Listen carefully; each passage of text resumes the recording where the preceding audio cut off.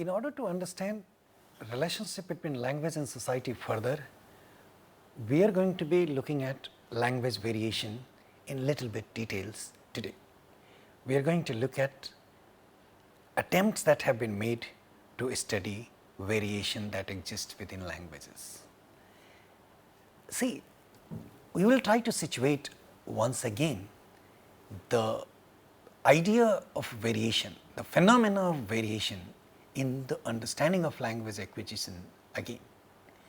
We know, we are familiar with this diagram, we know this represents learning process where we have input and output, and every kind of computation, every kind of processing takes place in human mind, which is based on the idea that on a fuzzy, limited and insufficient input, we get grammatical, infinite, role governed and systematic output. This is possible only because of the processing that undergoes in human mind, that and for which human mind is responsible. So, we are going to be looking at how this helps us understand language variation. What follows from the process of language learning is children do not learn Hindi, Tamil, Bangla or a language. This requires careful attention. What we are saying is when children begin to acquire a language at a very early stage, and all these early stages are until the age of 4. We have seen the stages involved in language learning and the stages that have been described by Jackendorf as cooing, babbling, one word stage, two word stage and then grammar stage. So, in all of those stages, by the age of 4 to 5, what children learn is not the language that is Hindi, Tamil, Bangla or a language. What they really learn is what is spoken around them. It so happens that one of these things may be spoken around them, or maybe more than one of these languages are spoken around them. You can replace these names with any name of a language that you want. I have just used them as for the purpose of example. So, let us establish this once again, that the children do not learn a language, that is children do not learn either Hindi or English or Bangla or Malayalam or any language for that matter. What they learn is what is being spoken around them. And when children grow up, we give it, by it we mean what children speak, the name, and that can be one of them. What follows further from here is the input to the system of learning language is never pure, and the input is never from a language. The input is also equally quote unquote impure, mixed and fuzzy. So, from fuzzy input, the output is guaranteed to be fuzzy. Therefore, the output is multilingual, multilinguality and multilingualism. So, multilinguality follows from the process of learning, and it is an embedded consequence of the process of learning. This is one point that we wanted to establish. Now, as you have seen, the micro level distinction, the micro level definition of multilinguality includes the capacity of children or an individual to negotiate between varieties of the language as well. Therefore, we are going to be applying the idea of multilingualism here to the notion of different varieties of language, and we are saying they are all connected. Once again, let us look at the terms language, dialect and variety. For our clearer understanding, we want to say language is something that people speak. In a political term, everybody speaks language and only language. In other words, what we want to say is nobody speaks a dialect, or whatever people speak is language. We can also replace the term language with a dialect and we can say everybody speaks a dialect.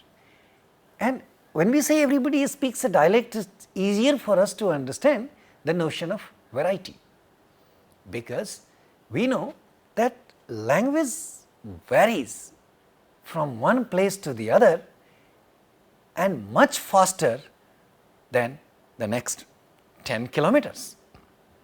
So, the variation begins in the range of 10 kilometers. There are noticeable and identifiable linguistic variables surfacing in different varieties of language. These varieties could be apolitically considered dialects of language. So, in that sense, language is really a superstructure like a phoneme, like the idea of a phoneme which nobody speaks. What we all speak are different variations, different varied forms of language which we know as variety, and that is better possible for us to understand if we realize the notion of language, dialect and variety. We can interchangeably use these three terms meaning the same thing. They definitely refer to the same thing. However, when we bring in political issues and political questions, then which one is a dialect and which one could be considered a language becomes a very difficult phenomena to describe, and it becomes a messy phenomena. We will leave that part apart. However, that is an important part for us to understand in the duration of our understanding of language and society. We will get back to that as well. But so, let us move further. We want to use the term language, dialect and variety with an understanding of these terms interchangeably, and it is the fluidity which happens to be the fundamental nature of language that makes varieties possible, and fluidity also breaks language into fragments, and each of these fragments could be a variety.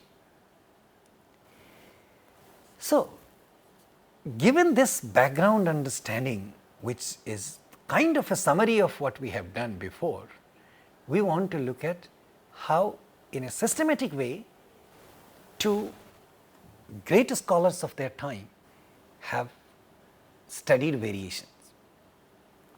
We are going to be discussing two classical studies on variation and see what they meant and what their output was, and what the implications of these variations were and how they were rooted in how we use language in the society.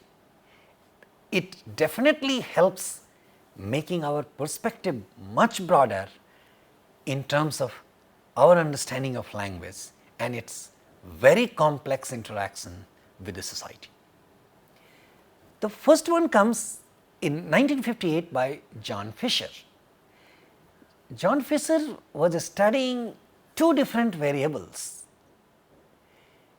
One was the continuous aspect marker ing, and the other is the truncated form of this ing, in. He studied these two variables among the children of the age group between 3 to 10, and he had a sample of 12 boys and 12 girls, and he did this study in a New England village. So, his examples were coming versus come in. These examples are very easily found and people use them, lot of people would use them interchangeably, but Fisher wanted to study any implications underlying these two variables. And what he found that this is not a free variation. It is not that people use one over the other just like that. And he also suggested that this carries social load and this can be explained. And here is what it looks like.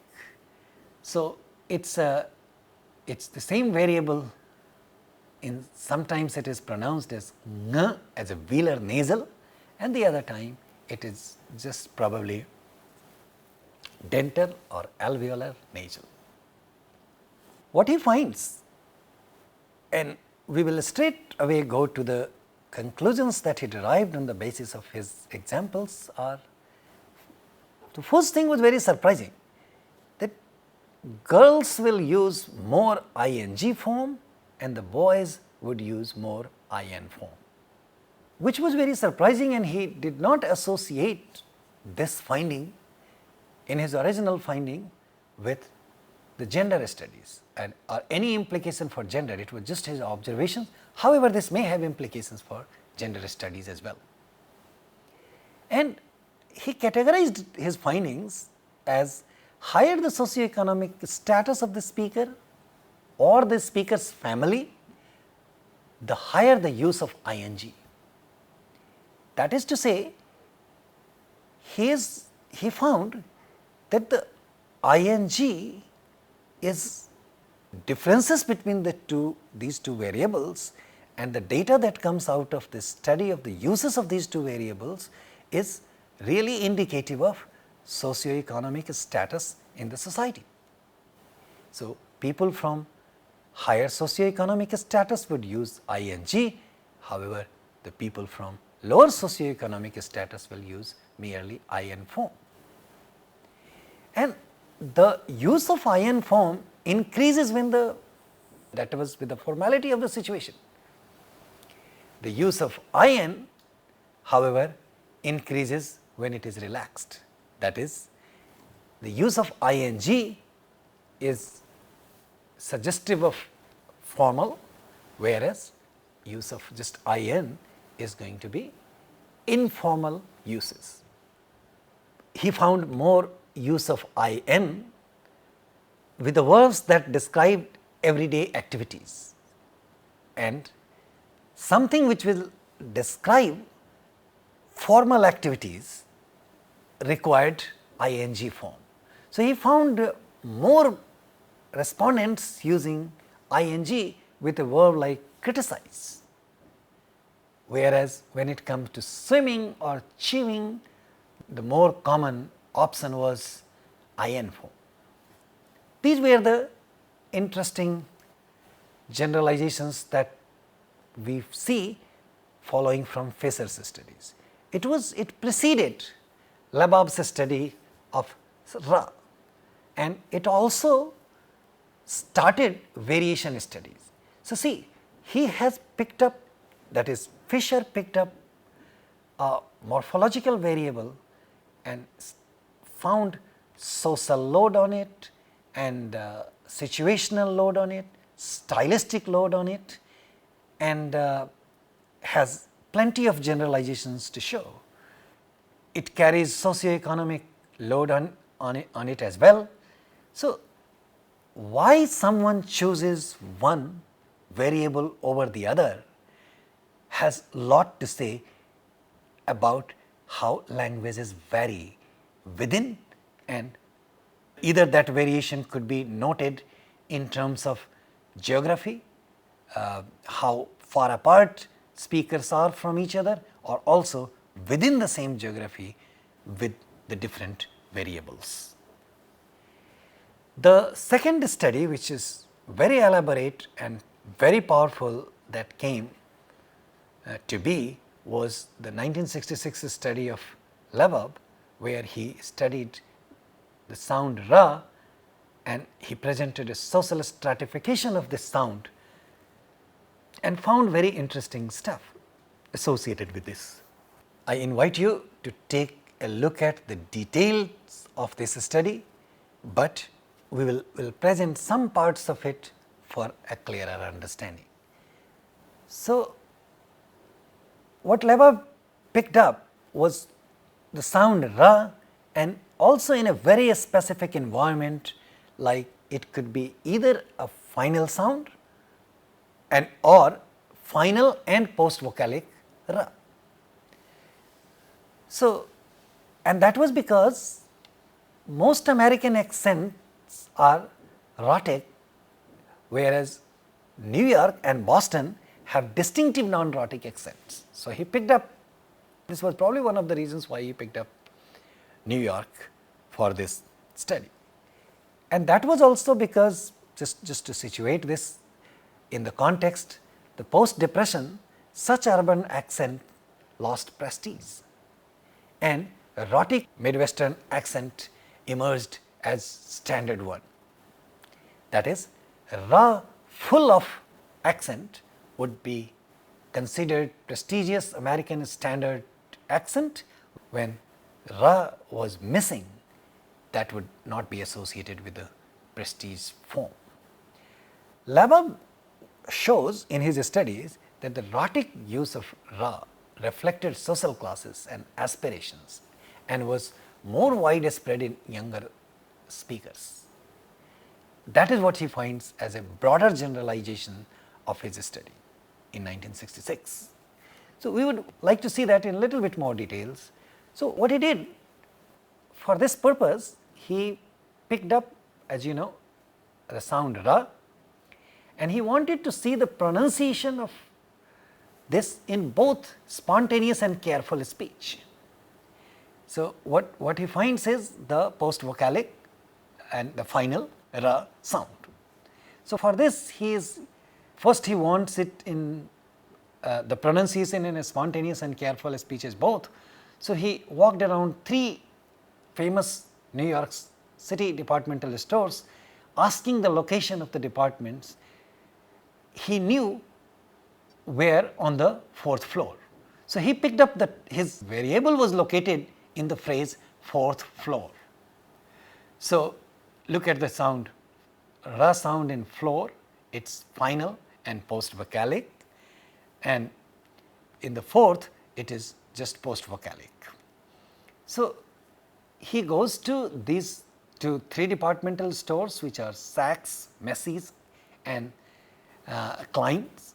So, Saks represents upper class, Macy's represents middle class, and Klein would represent lower class stores.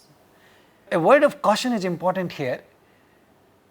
What we mean by upper, middle and lower class is you see more of the visitors in these stores from lower economic status in Klein and the workers as well, and you see more upper class, that is higher socioeconomic group people visiting Saks stores. And there are descriptions associated with these stores, like Saks are more organized, is more spacious, well dressed attendants and the help available around, whereas Macy falls in the middle. And informants were the workers of at different grades, giving a further possible stratification.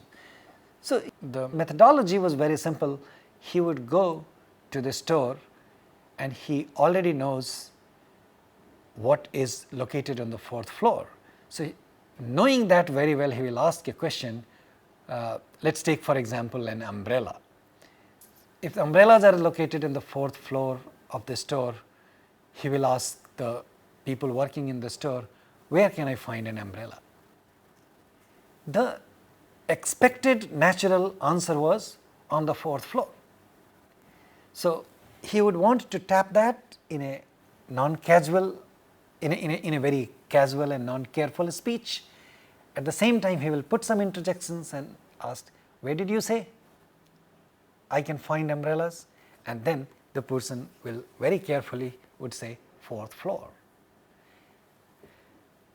So, that was his methodology, and that's how he got the data. A word of caution, New York is a very compact city. These stores are multi-storied stores. Same stores in different parts of American cities could be all located on the ground floor. So this study was probably not possible in other smaller cities like Urbana-Champaign or Austin or St. Louis or any other smaller city for that matter. New York definitely was a place where he could find Saks or Macy's or Klein's moving all the way up to 4 floors. So what he finds as his results is, we can look at this result as the use of Ra, as we can see, as we have suggested earlier, corresponds to higher class store. So from the people working in those stores, so you can see most of the time people speak Ra-less accent in Klein's, and very few times they would use the Ra full of language. However, when you see Saks, we see completely opposite results. Only sometimes people would use Ra less speech, and it's full of Ra, and also a combination of the two is available there, and as expected, Macy falls in the middle. So it was very simple for him to associate the social stratification around this variable Ra. So because workers used most of the time Ra less language in Klein's, he associated that with the lower socioeconomic and prestige status. Then what we see, the sound Ra increases in careful speech. So in a casual speech, we have seen the results, and that was pretty striking. In a careful speech, what we see is the results are different. In a careful speech, the graph tells you that the use of Ra increases, and that is more prevalent among the younger groups and people from the lower socioeconomic status. So this was very interesting to conclude that the move to a prestige form increases with the formal style, and in each case with a higher use by higher classes.